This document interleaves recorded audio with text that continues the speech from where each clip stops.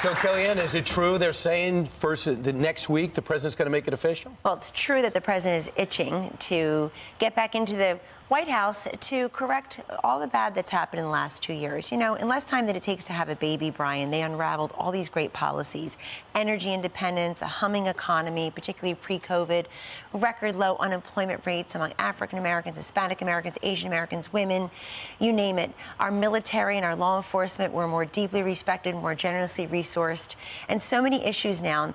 People are saying, how do we get back to where we were? People are really drowning economically and looking for pockets of air. So does that mean I just talked to him this morning, and he said, I think you're going to be very, very, very happy, and wait and see. Look, I give the president a ton of credit for doing two big things this year.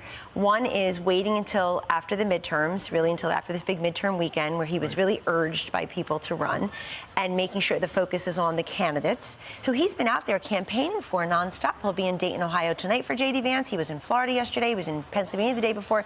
You know, Donald Trump, since 2015, has never really stopped campaigning, either for himself or for other candidates. And I would say Joe Biden actually never got started. But he did go after Ron DeSantis.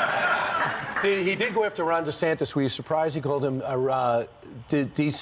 sanctimonious? He praised him last night. He praised him last night. He said, Florida, you will re-elect the wonderful Senator Marco Rubio, and you'll elect your governor, Ron DeSantis. They're on the same team, and Governor DeSantis probably knows and appreciates and is grateful for the fact that it was President Trump in 2018 in that primary where DeSantis was at 3% or so against Adam Putnam.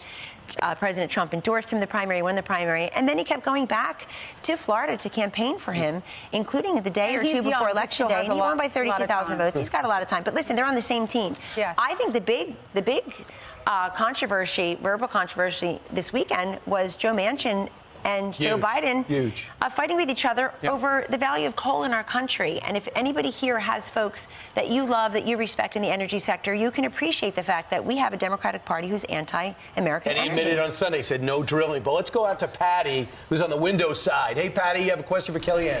How lucky, Kellyanne, that you got to work for such a wonderful president. My question is, I've heard so many wonderful stories of him giving people money. And what is Donald Trump truly like? And why do you think that the media always gets it so wrong on him?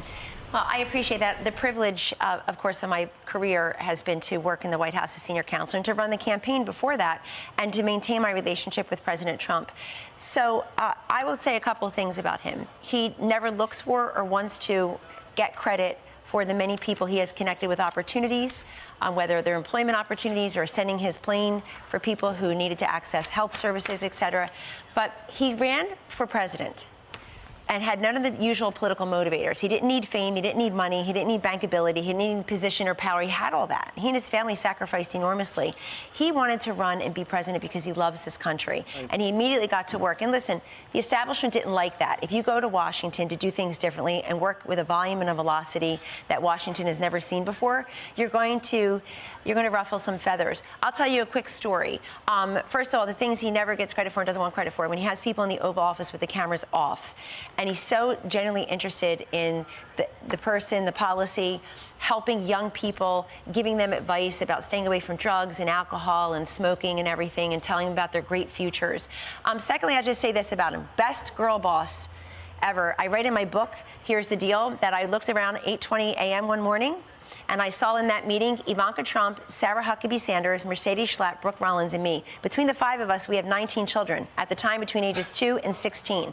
All the highest rank in the White House. There's no company in America where that could be. Yeah, that's amazing. Speaking of your book, a memoir, Here's the Deal, a memoir, everybody's going to get it here in the audience. Yeah, thanks to you. Oprah has nothing on all of you. That book, Steve, that book is directional about how to win again. Look at the afterword, it's how to win again. And also, this Friday is Veterans Day, and in honor of our nation's heroes, the Fox News shop has special camo products, as you can see right here, available now. And we'll have a special guest on Veterans Day. I can't give it up yet. But also, your book is over there? Yeah, all of our books. You're all getting all of our books. But now through Sunday, 20% off. All proceeds will be donated toward our U.S. veterans. Use the QR code on your screen or head over to shop.foxnews.com. There you go. That's right.